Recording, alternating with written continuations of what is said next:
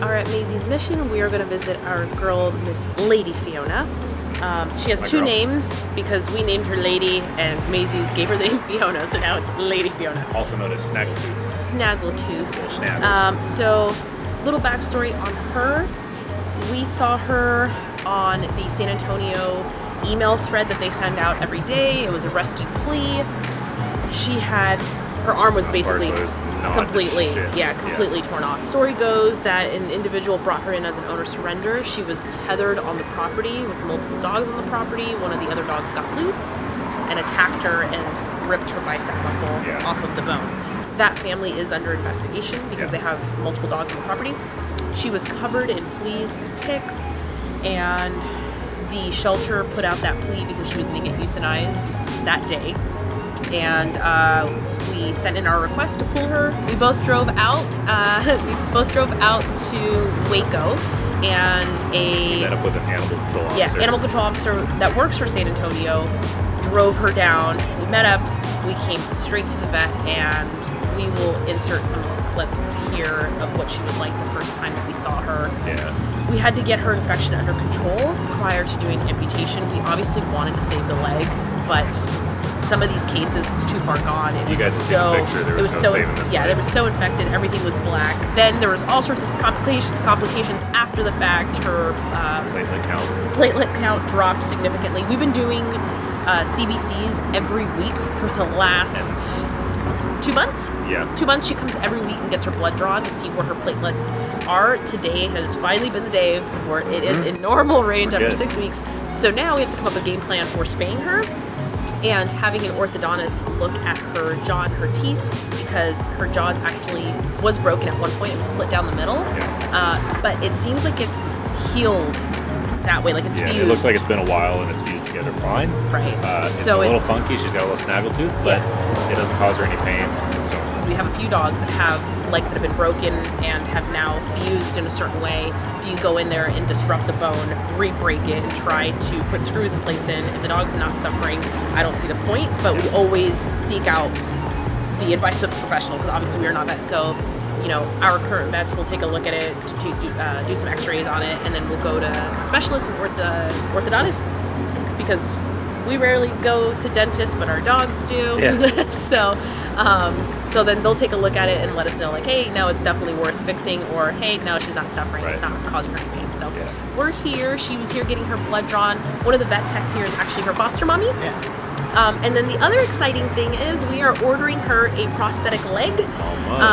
So we just wanted that area to heal enough, get the stitches taken out, and see what she was like on 3 legs. But because she's so young, later on down the line, she might develop some arthritis in the front shoulder from overuse, and just we want her to be as comfortable as possible. She's young, she's strong, she's a good candidate for it. It's easier for a dog to readjust when it's a back leg that's gone. When it's a front leg, it actually, like, stability-wise, we have seen her, like, face plant a few times. When she gets tired on walks, she can only go on, like, 5-minute walks, and she's young and she has a lot of energy, so we want to make her as comfortable as possible. So getting that prosthetic leg is really going to help. There she is. There she is. There's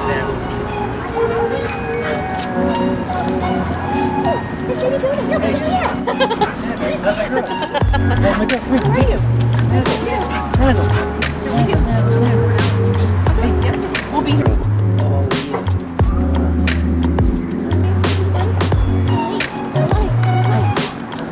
You look so good. So, one of the things with her is she is dog reactive, and I kind of want you guys to see what it looks like, because there are some dogs that she's not reactive at all to, and then there's some dogs that she's like, nope, don't like you. And can you really blame her with the history that she had? No, but she just needs more good interactions, and she will probably need help from a trainer. But she's pretty easy to kind of redirect and be like, all right, snap out of it, you're fine. Other dogs just pose a threat on her, and it's more fear-based than anything. It's not aggression.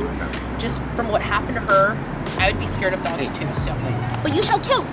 You shall too. Pretty girl. I just want to squeak.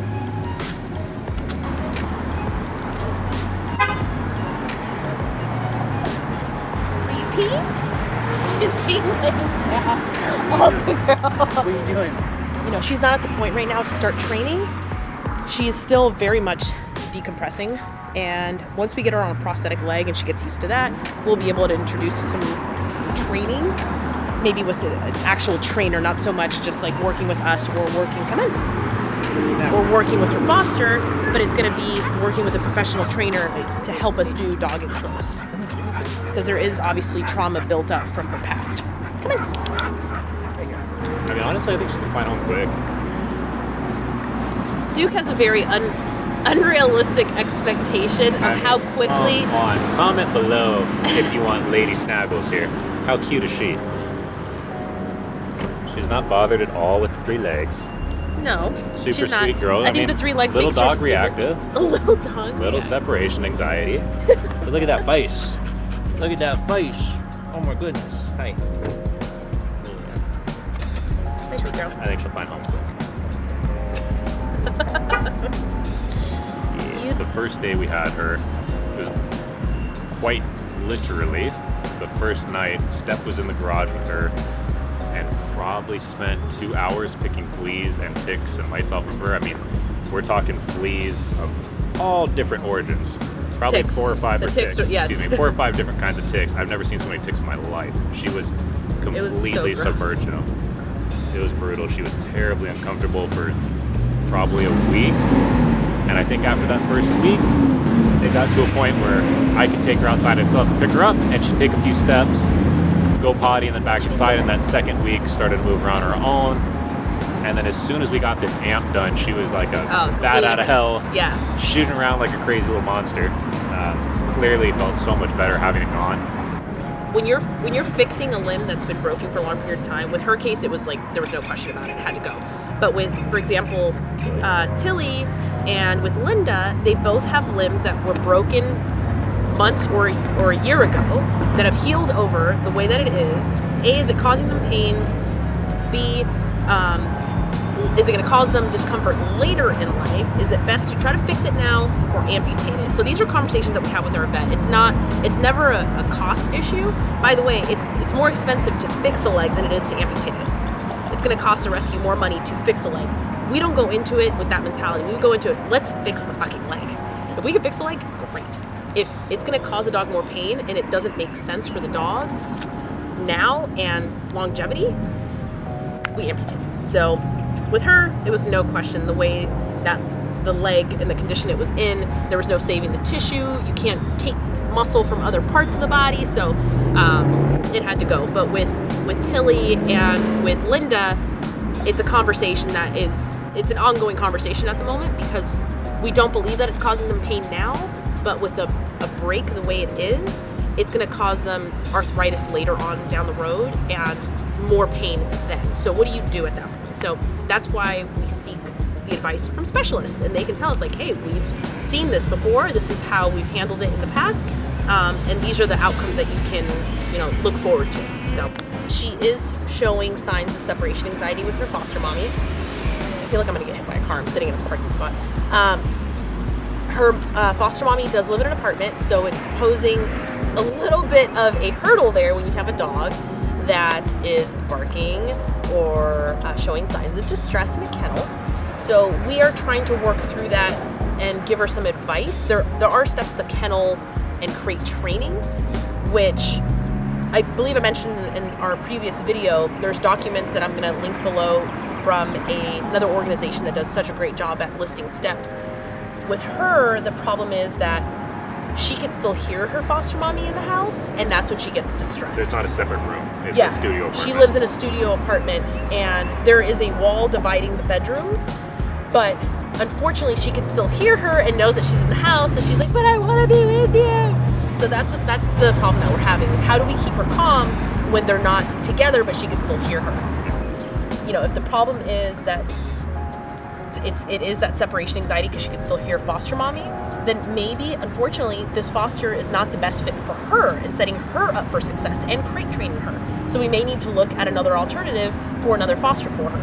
It's not that the foster is not, a good person. It's just the environment is not a good fit for her. And we learn that, through the process of putting her in a foster home. So, a lot of the time we've adopted out and we've allowed fosters who have apartments. I know there's some rescues that are very skeptical of people that live in apartments. We have no problem with an apartment.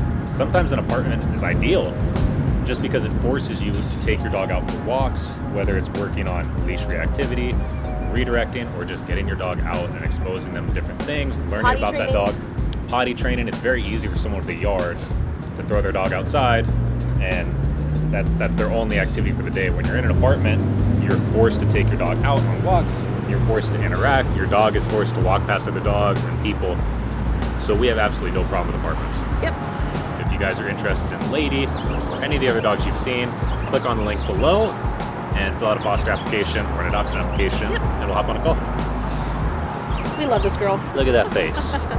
I mean, come on. Come on, look at that face. I mean, I love that girl. So the next time you'll see us, Lady Fiona here will be getting fitted for her prosthetic leg. We've already placed the order. It's a custom piece that needs to be fitted on, and then she will no longer be a tripod. She will have her little bouncy leg spring thing. I actually love her tripods. I do love her as a tripod, We've but never done a prosthetic. yep. Well, and we've never done a prosthetic because we've never had a dog that had its front leg removed. We've had dogs that have had their back legs removed. So it's going to be fun and a learning experience for all of us. Hopefully she's not completely terrified of the thing, and it'll cause her to be a little more comfortable when she's moving around. So tune in next time. This girl will have her little limb in the mail, and she'll be getting around and running. I can't wait to see her run. That's going to be really fun. Yeah. Stay tuned, guys. Till next time.